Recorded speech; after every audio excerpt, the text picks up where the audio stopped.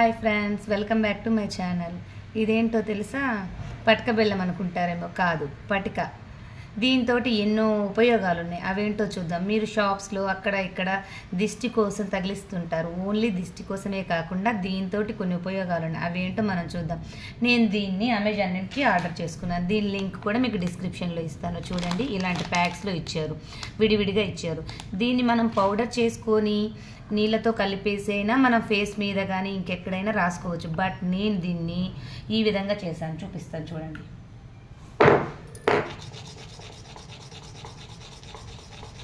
ఇలా బాగా ఒక రాయి మీద అరగదీశాను. మనం గంధం అరగదీస్తాం కదా, ఆ విధంగా అరగదీశాను. చూసారా, ఇలా వచ్చింది. దీన్ని తీసుకొని మనము ఫేస్ మీద మొటిమలు, మచ్చలు, ఇంకేదైనా ఇన్ఫెక్షన్ ఉన్నా దాని మీద మనం అప్లై చేసామంటే అది నెక్స్ట్ డేకి బాగా తగ్గిపోతుంది. ఇంకా ఎక్కువ ఉందనుకోండి, మనకి 2-3 రోజులు రాసామనుకోండి, తగ్గిపోతుంది.